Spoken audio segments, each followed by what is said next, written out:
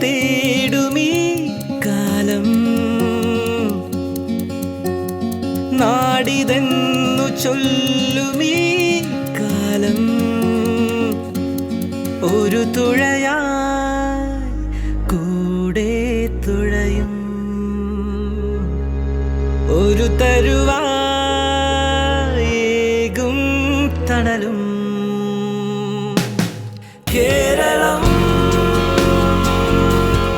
കേരളം വികസനത്തിന്റെ ദൂരങ്ങൾ കീഴടക്കുകയാണ്. പുത്തൻ പാതകളിലൂടെയും നവീകരിക്കപ്പെടുന്ന റോഡുകളിലൂടെയും നമ്മുടെ സർക്കാർ പുരോഗതിയിലേക്കുള്ള കരമാർഗം നിർമ്മിച്ചും പുതുക്കിയും വിപുലമാക്കുകയാണ്. ലോകത്തിനൊപ്പം അതിവേഗം സഞ്ചരിക്കുന്ന മലയാളി കാസർഗോഡ് മുതൽ പാറശാല വരെയുള്ള സുഗമപാതകളിലൂടെ പുരോഗതിയുടെ ആനന്ദം കൂടിയാണ് അനുഭവിക്കുന്നത്. നാടിൻ്റെ വികസനത്തിൽ ഏറ്റവും പ്രധാനമാണ് പശ്ചാത്തല സൗകര്യ വികസനം.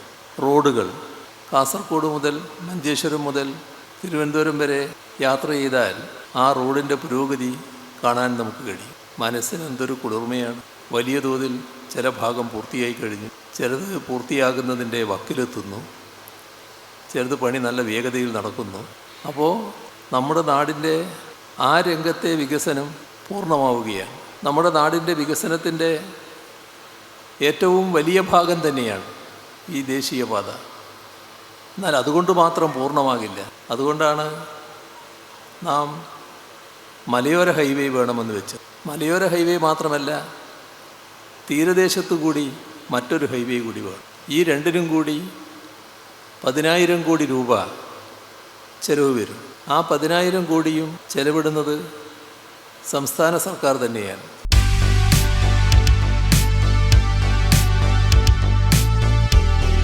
റോഡുകളെക്കുറിച്ചുള്ള ഇത്തരം മനം കുളിർക്കുന്ന കാഴ്ചകൾ കേരളത്തിലാണെന്ന് അഭിമാനപൂർവ്വം പറയാവുന്ന നിലയിലേക്ക് നമ്മുടെ നാട് വളർന്നിട്ട് അധികകാലമായിട്ടില്ല. 8 വർഷം. അതിനു മുൻപ് അസാധ്യമെന്ന് കരുതി ദേശീയപാതാ വികസനം വരെ ഉപേക്ഷിക്കാൻ കേരളം തയ്യാറെടുത്തിരുന്നു. എന്നാൽ 2016 ആദ്യ പിണറായി വിജയൻ സർക്കാർ ദേശീയപാതയ്ക്കായി സ്ഥലമെടുക്കുക എന്ന ദൗത്യം പൂർത്തിയാക്കി. മികവുറ്റ പാതകളിലൂടെ സഞ്ചാരം ഉറപ്പാക്കിയ സർക്കാർ നാടൊട്ടുക്കും മികച്ച റോഡുകൾ നിർമ്മിച്ചും ഉള്ളവ പുതുക്കിയും റോഡ് യാത്ര സുഗമമാക്കി. എന്നാൽ മലയോര ഹൈവേ, തീരദേശ ഹൈവേ, റിംഗ് റോഡുകൾ തുടങ്ങിയ പദ്ധതികൾക്ക് നിർമ്മാണ പുരോഗതി ഉറപ്പുവരുത്തുന്ന ഈ സർക്കാർ നമ്മുടെ യാത്രാപഥങ്ങളിൽ പുതിയ ഗതിവേഗം കൂടിയാണ് യാഥാർത്ഥ്യമാക്കുന്നത്. കേരളം നമുക്കറിയാം ജനസാന്ദ്രത നിറഞ്ഞൊരു സംസ്ഥാനമാണ്. ഇവിടെ വലിയ വീതിയുള്ള റോഡുകൾക്ക് ഭൂമിയില്ല. അങ്ങനെയുള്ള കേരളത്തിൽ ദേശീയപാത വികസനം യാഥാർത്ഥ്യമാക്കാൻ ഇന്ത്യയുടെ ചരിത്രത്തിലാദ്യമായി ഒരു സംസ്ഥാന സർക്കാർ 5600 കോടി രൂപ ചെലവഴിക്കുന്നു. അതിൻ്റെ പദ്ധതിയുടെ റിവ്യൂ ചിട്ടയായി നടത്തി കേന്ദ്രമന്ത്രി ശ്രീ നിതിൻ ഗഡ്കരിയുടെ തന്നെ അഭിനന്ദനത്തിന് പാത്രമായി മാറുന്നു. അത് യാഥാർത്ഥ്യമാകാൻ വേണ്ടി പോകുന്നു. ഒരിക്കൽ മുടങ്ങിപ്പോയ പദ്ധതി സംസ്ഥാന സർക്കാരിൻ്റെ കൂടി ഇച്ഛാശക്തിയുടെ ഭാഗമായി യാഥാർത്ഥ്യമാകും. മലയോര ഹൈവേ കേരളത്തിലെ 13 ജില്ലകളിലൂടെ 1200 കിലോമീറ്റർ വരുന്ന മലയോര ഹൈവേ നടക്കുമോ എന്ന സംശയം പലർക്കും ഉണ്ടായിരുന്നു. എന്നാൽ ഇതാ യാഥാർത്ഥ്യമായിക്കൊണ്ടിരിക്കുന്നു. പല റീച്ചുകളും പൂർത്തീകരിക്കപ്പെട്ടുകൊണ്ടിരിക്കുകയാണ്. 13 ജില്ലകളിലൂടെ മലയോര ഹൈവേ യാഥാർത്ഥ്യമാകുന്നതോടുകൂടി കേരളത്തിൻ്റെ കാർഷിക ടൂറിസം മേഖലയിൽ പുത്തൻ ഉണർവിന് കാരണമായി മാറും. അടുത്ത വർഷത്തെ സംസ്ഥാന ബജറ്റിന് വടക്കൻ ജില്ലകളിലെ MLA-മാർക്ക് 6 വരി പാതയിലൂടെ തിരുവനന്തപുരത്തേക്ക് വരാമെന്നാണ് ഇക്കഴിഞ്ഞ ബജറ്റ് പ്രസംഗത്തിൽ ധനമന്ത്രി KN ബാലഗോപാൽ പരാമർശിച്ചത്. അതൊരു അലങ്കാര പ്രയോഗമല്ലെന്ന് ഉറപ്പുവരുത്താവുന്ന നിലയിലാണ് നമ്മുടെ സംസ്ഥാനത്ത് ദേശീയപാത 66ന്റെ നിർമ്മാണം പുരോഗമിക്കുന്നത്. 5580 കോടി രൂപയാണ് ഈ പാതയുടെ നിർമ്മാണത്തിനായി സ്ഥലമേറ്റെടുക്കാൻ കേരളം നൽകിയത്. നിർമ്മാണത്തിന്റെ ഓരോ ഘട്ടത്തിലുമുണ്ട് സർക്കാരിന്റെ സൂക്ഷ്മമായ ഇടപെടൽ. 2011-16 UDF സർക്കാരിൻ്റെ കാലത്ത് NH-66 മരണപ്പെട്ട പദ്ധതിയാണ്. ശ്രീ പിണറായി വിജയൻ കേരളത്തിൻ്റെ മുഖ്യമന്ത്രിയായി വന്നതിന് ശേഷം പ്രധാനമന്ത്രിയും കേന്ദ്രമന്ത്രിയുമായി ചർച്ച ചെയ്ത് ഭൂമി ഏറ്റെടുക്കലിന് കൂടുതൽ പണം നൽകില്ല എന്ന് കേന്ദ്രം പറഞ്ഞു. പഴയ UDF സർക്കാരിൻ്റെ കെടുകാര്യസ്ഥത കാരണം ഒരു പിഴ അടക്കുന്നത് പോലെ ഇന്ത്യയുടെ ചരിത്രത്തിലാദ്യമായി ഒരു സംസ്ഥാന സർക്കാർ 5600 കോടി രൂപ ചെലവഴിക്കാൻ തീരുമാനിച്ചു. എല്ലാ 2 ആഴ്ചയിലും ഞങ്ങളതിൻ്റെ റീച്ചിൻ്റെ റിവ്യൂ ദേശീയപാത അതോറിറ്റിയായിട്ട് ചേർന്നും അല്ലാതെയും നടത്തുന്നു. എല്ലാ വകുപ്പുകളെ ഏകോപിപ്പിച്ച് മുഖ്യമന്ത്രിയും നടത്തിക്കൊണ്ടിരിക്കുന്നു. അത് 2025 ഡിസംബറോടുകൂടി മലയാളി നഷ്ടപ്പെട്ടു പോയി അല്ലെങ്കിൽ മരണപ്പെട്ടു പോയി എന്ന് കരുതിയ സ്വപ്ന പദ്ധതി യാഥാർത്ഥ്യമാകാൻ വേണ്ടി പോവുകയാണ്. കാസർഗോഡ് മുതൽ തിരുവനന്തപുരം വരെ 45 മീറ്റർ 6 വരിയിൽ ഇനി സഞ്ചരിക്കാനാകും. ദേശീയപാതയിൽ Thiruvananthapuram bypass, Kazhakkoottam flyover, Paluli Moorad പാലങ്ങൾ, നീലേശ്വരം റെയിൽവേ ഓവർബ്രിഡ്ജ്, മലപ്പുറം ജില്ലയിലെ വെങ്ങളം രാമനാട്ടുകര, തലപ്പാടി ചെങ്കള റീച്ചുകളും അരൂർ തുറവൂർ ഫ്ലൈ ഓവർ പ്രവൃത്തിയും നിർമ്മാണത്തിന്റെ അന്തിമഘട്ടത്തിലെത്തിക്കഴിഞ്ഞു. ഏറെക്കാലമായി ഇഴഞ്ഞു നീങ്ങുകയായിരുന്ന കുതിരാൻ ടണൽ നിർമ്മാണം ഇതിനകം പൂർത്തിയാക്കി കഴിഞ്ഞു. മൂന്നാർ, ബോഡിമേറ്റ്, നാട്ടുകാൽ, താണാവ് എന്നീ പ്രവൃത്തികളും ഈ സർക്കാർ പൂർത്തീകരിച്ചു. ഒരു മാറ്റമില്ല, പണ്ടത്തെ പോലെയൊക്കെ തന്നെ. സെക്യൂരിറ്റിയൊക്കെ എന്താ ടൈം എടുക്കണേ, ടാക്സി കിട്ടാനും ടാക്സിയൊക്കെ കാണണം ഇവിടുത്തെ, ഒന്നും പറയണ്ട. എന്തായാലും ഞാനിപ്പോൾ എത്രയും പെട്ടെന്ന് തീർത്തിട്ട് വരും എന്തായാലും. ഓക്കേടാ, ശരി എന്നാൽ, ഗുഡ് നൈറ്റ്. കേട്ടോ മജീവേ? പ്ലെയിൻ കയറി നാറിലെത്തനൊക്കെ ടൈമാ പ്ലെയിൻ ഇറങ്ങി വീട്ടിലെത്താൻ. നമ്മുടെ ഒരു ഗതിയുടെ അവിടെ ഒന്നും ഇങ്ങനെയല്ലേട്ടാ. ഹേയ് ഉള്ളതല്ലേ, മുമ്പൊക്കെ വീട്ടിലെത്തുമ്പോഴേക്കും മനുഷ്യൻ കൂലിങ്ങി പണ്ടാറടങ്ങും. അതൊക്കെ പണ്ടല്ലേ സാറേ. പണ്ടാ?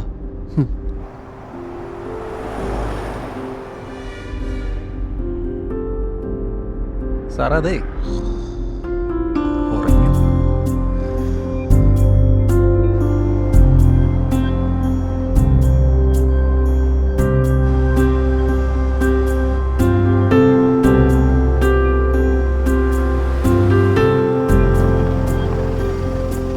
സാറേ വീടെത്തി.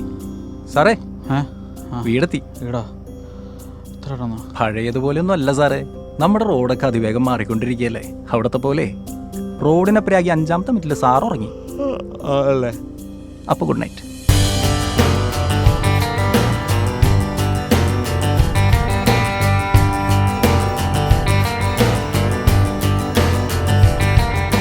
ഇപ്പോൾ ഇത് വന്നതിന് ശേഷം കുറേ ഒരു ഗതാഗതക്കുരുക്കിന് കുറേ സമരം കിട്ടിയിട്ടുണ്ട്. കാരണം എറണാകുളം, തിരുവനന്തപുരം ആ ഭാഗത്തു നിന്ന് കോഴിക്കോട്, കാസർഗോഡ്, കണ്ണൂർ ഭാഗത്തേക്ക് പോകുന്ന ആളുകൾക്ക് ഈ ദേശീയപാത 66-ന്റെ ഏകദേശം പണി പൂർത്തീകരിച്ച് ഈ ഭാഗത്തു കൂടി പോകുന്നത് കൊണ്ട് ഈ സർവീസ് റോഡിലേക്ക് പോകുന്ന, പിന്നെ അതുപോലെ തന്നെ സർവീസ് റോഡിലോട്ട് കടന്നു പോകുന്ന, പിന്നെ ഈ ലിമിറ്റഡ് സ്റ്റോപ്പ്, അതുപോലെ തന്നെ സൂപ്പർ ഫാസ്റ്റ് ബസ്സുകൾ ഒക്കെ വളരെ ഈസി ആയിട്ട് യഥാസ്ഥാനത്തേക്ക് കോഴിക്കോട് ടൗണിലേക്കാണെങ്കിലും മറ്റുമാണെങ്കിലും യഥാസ്ഥാനത്തേക്ക് എത്തിപ്പെടാൻ കഴിയുന്നുണ്ട്. ഇനി അടുത്തിടെ ഇനിയിപ്പോൾ ഇതിൻ്റെ ഫുള്ള് പണി പൂർത്തിയാകുന്നതോടെയാണ് ഇതിൻ്റെ ഏകദേശം പ്രശ്നങ്ങളൊക്കെ തീരുള്ളൂ.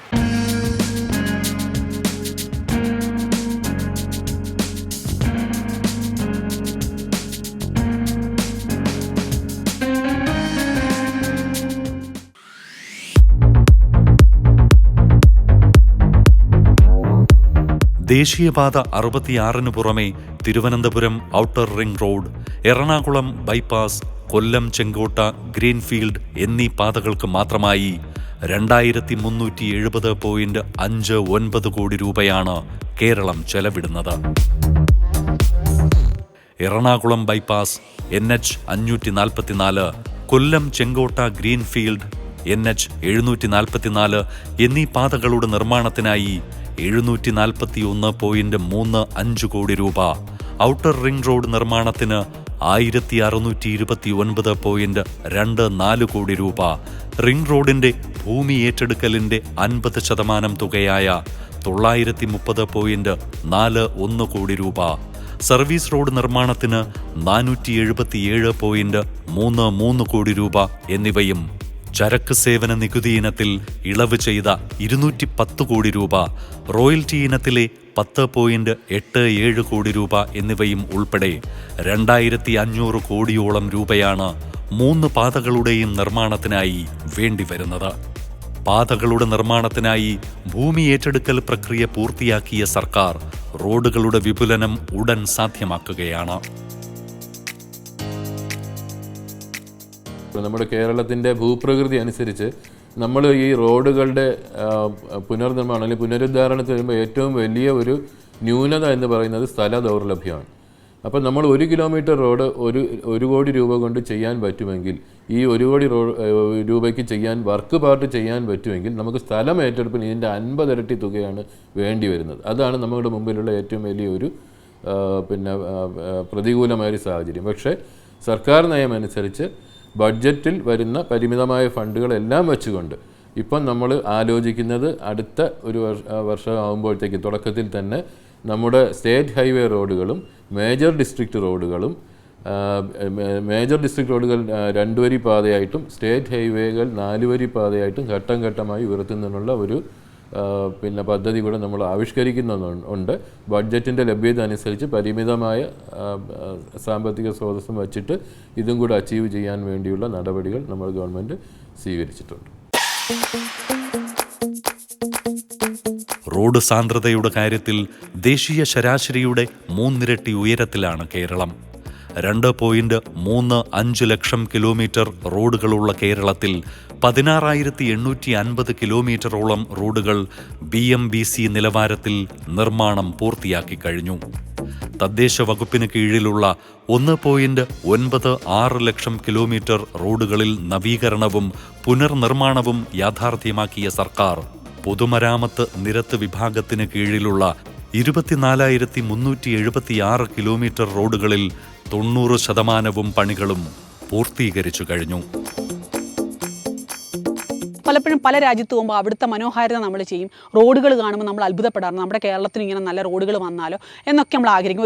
ഒരു രാജ്യത്തിൻ്റെ അല്ലെങ്കിൽ ഒരു സ്ഥലത്തിൻ്റെ വികസനം എന്ന് പറഞ്ഞാൽ ആദ്യം റോഡിലാണ്. റോഡ് വികസിച്ച് വരണം, എന്നാലേ നമുക്ക് പല കാര്യങ്ങളും അവിടെ വികസനം നടക്കത്തുള്ളൂ.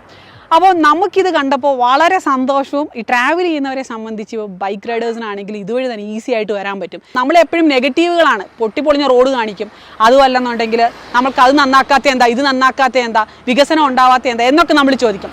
പക്ഷേ അത് വികസനം വന്നു കഴിഞ്ഞാൽ അതേത് പാർട്ടിയാണെങ്കിലും അത് കാണിക്കാനുള്ള ചങ്കൂറ്റവും കൂടെ നമുക്കുണ്ടാവണം. പതിറ്റാണ്ടുകളായിട്ട് വളരെ മോശമായിട്ട് കിടന്ന റോഡ് 20 കോടി രൂപ ഉപയോഗിച്ചിട്ട് ഈരാറ്റുപേട്ട മുതൽ വാഗമൺ വരെ മനോഹരമാക്കിയിട്ടുണ്ട്. സഞ്ചാരികളുടെ പറുദീസയായ വയനാട്ടിലേക്കുള്ള ചുരം മുതൽ പൊന്മുടിയിലേക്കുള്ള ഹൈറേഞ്ച് റോഡുകൾ വരെ നമ്മുടെ സർക്കാർ പുനർനിർമ്മിക്കുകയാണ്.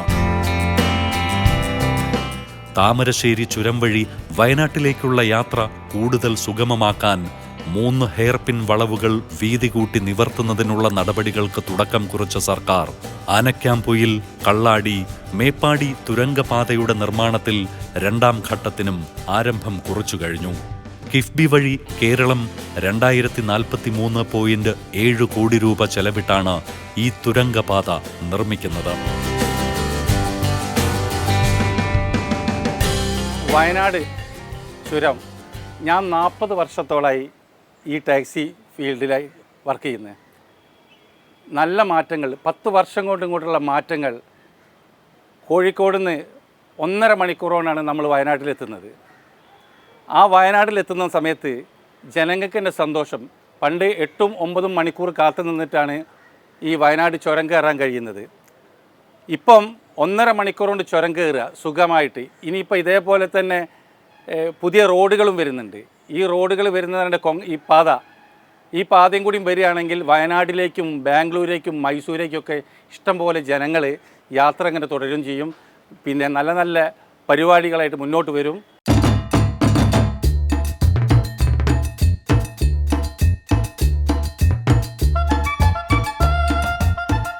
മലയോര ജനതയുടെ ജീവിതത്തിൽ സ്വപ്നതുല്യമായ മാറ്റത്തിന് കാരണമാവുന്ന മലയോര ഹൈവേക്ക് ആകെ 1166 കിലോമീറ്ററാണ് ദൈർഘ്യം.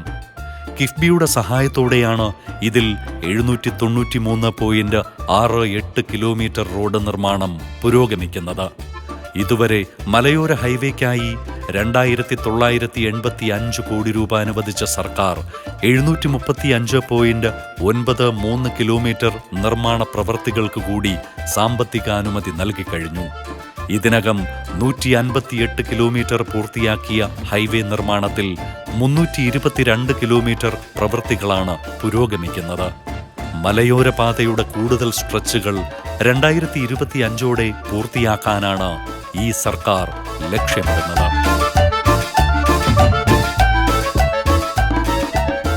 ഇപ്പോൾ നമ്മുടെ ഇടുക്കിയിലെ റോഡുകളെല്ലാം നല്ല റോഡുകളാണ്. പണ്ടത്തെക്കാളും മെച്ചപ്പെട്ട റോഡുകളാണ്. 10 വർഷം മുമ്പ് റോഡുകളൊക്കെ വളരെ മോശമായിരുന്നു. ഇപ്പോൾ നല്ല റോഡുകളാണ്. ഹൈറേഞ്ച് ഭാഗത്ത് എവിടെ പോയാലും നമുക്ക് നല്ല രീതിയിൽ വണ്ടി ഓടിച്ച് പോകാൻ പറ്റും. കട്ടറുകളില്ല, കുഴികളില്ല, ഒരു പ്രശ്നവുമില്ല. വണ്ടി നല്ല രീതിയിൽ നമുക്ക് മൈലേജ് കിട്ടുന്നുണ്ട്. വർക്ക്ഷോപ്പിൽ വലിയ പണികളൊന്നും വരുന്നില്ല. നേരത്തെ പൂച്ചപ്പറ, പൂമാല, നാളിയാനി, വെൺമണി ഈ ഭാഗത്തൊക്കെ പോകാൻ വളരെ ബുദ്ധിമുട്ടായിരുന്നു. ഇപ്പോൾ ആ ഭാഗങ്ങളെല്ലാം നല്ല രീതിയിൽ മലയോര റോഡുകളെല്ലാം നല്ല രീതിയിൽ ഈ 10 വർഷത്തിനുള്ളിൽ നല്ല രീതിയിലുള്ള റോഡുകളാണ്. റോഡുകളുടെ ഗുണനിലവാരം നമ്മൾ എടുത്തൊന്ന് നോക്കുകയാണെങ്കിൽ ഒരു 10 കൊല്ലം 15 കൊല്ലമൊക്കെ നമ്മൾ ഒരു യാത്ര അല്ലെങ്കിൽ ഒരു സവാരി നമ്മൾ പോയാൽ ആ സവാരി കഴിഞ്ഞ് ഒരു 25 കിലോമീറ്റർ പോയിച്ചു വന്നെങ്കിൽ 5 മണിക്കൂർ 6 മണിക്കൂർ വേണ്ട സ്ഥലത്ത് നമുക്ക് ഇപ്പോൾ അരമണിക്കൂറും കൊണ്ട് പോയി യാത്ര അവിടെ എത്തുകയും അവിടെ നിന്ന് തിരിച്ച് യാത്ര വരുകയും ചെയ്യാവുന്ന ഒരു അവസ്ഥയിലേക്ക് നമ്മുടെ വികസന പ്രവർത്തനങ്ങളെല്ലാം മുന്നോട്ട് പോയിക്കൊണ്ടിരിക്കുകയാണ്. തീരവാസികളുടെ മാത്രമല്ല കേരളത്തിന്റെ ആകെ പുരോഗതിയിൽ നിർണായകമാവുകയാണ് തീരദേശപാത. 507 കിലോമീറ്ററാണ് ഈ പാതയുടെ ദൈർഘ്യം. തീരദേശ ഹൈവേ കേരളത്തിലെ 9 ജില്ലകളിലൂടെ കടന്നു പോകുന്ന തീരദേശ ഹൈവേ അത് 50 കിലോമീറ്റർ ഇടവിട്ട് ടൂറിസ്റ്റ് കേന്ദ്രങ്ങൾ, മത്സ്യത്തൊഴിലാളികൾക്കും അവരുടെ കുടുംബങ്ങൾക്കും പല നിലയിലും സാധ്യതകൾ വർദ്ധിക്കുന്ന നിലയിലേക്ക് തീരദേശ ഹൈവേ മാറുന്നു. എല്ലാവരും സഹകരിക്കുന്നു. 50 കിലോമീറ്റർ ഇടവിട്ടുള്ള കംഫർട്ട് സ്റ്റേഷനുകൾ കേരളത്തിലെ ജനങ്ങളുടെ ഒരു സ്വപ്നമാണ്. ദീർഘദൂര യാത്രക്കാരുടെ, പ്രത്യേകിച്ച് സ്ത്രീകളുടെയും കുട്ടികളുടെയും. ഇതും യാഥാർത്ഥ്യമാകും. നിർമ്മാണത്തിൽ 3 റീച്ചുകൾ പൂർത്തിയാക്കിയ തീരപാതയിൽ അഴീക്കോട് മുനമ്പം പാലം നിർമ്മാണം അതിവേഗം പുരോഗമിക്കുകയാണ്. 39 റീച്ചുകളിൽ സ്ഥലം ഏറ്റെടുക്കൽ പ്രവൃത്തിയും പുരോഗമിക്കുന്ന ഈ പാത യാഥാർത്ഥ്യമാകുന്നതോടെ തെക്ക് വടക്കായി കേരളത്തിന് ഒരു സമാന്തര റോഡ് മാർഗം കൂടിയാണ് സുഗമമാകുന്നത്. തിരുവനന്തപുരം മുതൽ കൊല്ലം വരെ യാത്ര ചെയ്യാൻ കിട്ടുന്ന ഏത് അവസരവും ഞാൻ ഈ തീരദേശ പാതയാണ് ചൂസ് ചെയ്യുന്നത്. ഞാനത് പ്രിഫർ ചെയ്യാൻ കാരണം ഇവിടുത്തെ റൈഡിങ് കംഫർട്ട്, ട്രാവൽ കംഫർട്ടൊക്കെയാണ്. യാത്ര ചെയ്യുന്നവർക്കും ഡ്രൈവ് ചെയ്യുന്നവർക്കും ഒരേപോലെ കംഫർട്ടബിളാണ് ഈ റോഡ്. ഇവിടുത്തെ പോർട്ട് ഹോൾ ഫ്രീ ആണ്, സ്ട്രെസ് ഫ്രീ ആണ്. പിന്നെ ഈ 2 സൈഡിലുള്ള കാഴ്ചകൾ അതും വളരെ നമ്മളെ അട്രാക്റ്റ് ചെയ്യും. ചിറകടി ഉയരുകയായി അഭിനവ വികസ്വര കേരള ഭൂവിൽ പുലരികൾ വിടരുകയായി ഉയർന്നു പറന്നു വളർന്ന നാടിൻ സുഗത സഞ്ചാരമരുളി നീളുന്ന സുഗമ പാതകൾ, തിരമുറിച്ചിങ്ങു തീരമണയുന്ന സ്വപ്ന നൗകകൾ, സുഗത സഞ്ചാരമരുളി നീളുന്ന സുഗമ പാതകൾ, തിരമുറിച്ചിങ്ങു തീരമണയുന്ന സ്വപ്ന നൗകകൾ, കാലം കാതോർക്കും മലനാടിൻ മൊഴികൾ. ഒരിക്കലും യാഥാർത്ഥ്യമാകില്ല എന്ന് കരുതിയ പല പ്രധാന റോഡുകൾ യാഥാർത്ഥ്യമാകുന്നു. പാലങ്ങൾ 5 വർഷം കൊണ്ട് പാലങ്ങൾ 100 എണ്ണം പൂർത്തീകരിക്കണമെന്നാണ് ഞങ്ങൾ നിശ്ചയിച്ചതെങ്കിൽ 3.25 വർഷം കൊണ്ട് തന്നെ പാലങ്ങളുടെ കാര്യത്തിൽ സെഞ്ചുറി അടിക്കാൻ സാധിച്ചു. ഇങ്ങനെ പാലങ്ങൾ, റോഡുകൾ ഇതെല്ലാം യാഥാർത്ഥ്യമാകുന്നു. ഈ 8.5 വർഷക്കാലത്തെ അത്ഭുതകരമായ മാറ്റമാണ്. കിഫ്ബിയും ഇതിൽ വലിയ പങ്ക് വഹിച്ചിട്ടുണ്ട് എന്നുള്ളതൊരു വസ്തുതയാണ്. ഇത് ജനങ്ങൾ അനുഭവങ്ങളിലൂടെ മനസ്സിലാക്കുന്ന കാര്യമാണ്. സാധാരണ മനുഷ്യരുടെ സുഗമ സഞ്ചാരത്തിന് തടസ്സം സൃഷ്ടിക്കുന്നവയാണ് പല സ്ഥലങ്ങളിലുമുള്ള ലെവൽ ക്രോസുകൾ. അതുകൊണ്ടാണ് നമ്മുടെ സർക്കാർ ലെവൽ ക്രോസ് ഇല്ലാത്ത കേരളം എന്ന പദ്ധതിക്ക് തുടക്കം കുറിച്ചത്. ഈ പദ്ധതിയിലൂടെ ആകെ 99 റെയിൽവേ മേൽപ്പാലങ്ങൾ നിർമ്മിക്കാൻ ലക്ഷ്യമിടുന്ന സർക്കാർ കാഞ്ഞങ്ങാട്, ഫറോക്ക്, ഗുരുവായൂർ, കാരിത്താസ്, മാളിയേക്കൽ, തിരൂർ, ചിറങ്ങര എന്നീ മേൽപ്പാലങ്ങളുടെ നിർമ്മാണം പൂർത്തിയാക്കി കഴിഞ്ഞു. കേരളത്തിന്റെ ചരിത്രത്തിലാദ്യമായാണ് ഇത്രയും മേൽപ്പാലങ്ങൾ ഒരു സർക്കാരിന്റെ കാലയളവിൽ പൂർത്തിയാക്കുന്നത്. 60 മേൽപ്പാലങ്ങളുടെ നിർമ്മാണത്തിന് 2028.16 കോടി രൂപ അനുവദിച്ച സർക്കാർ 9 മേൽപ്പാലങ്ങളുടെ നിർമ്മാണം അതിവേഗം അന്തിമഘട്ടത്തിലെത്തിച്ചു കഴിഞ്ഞു.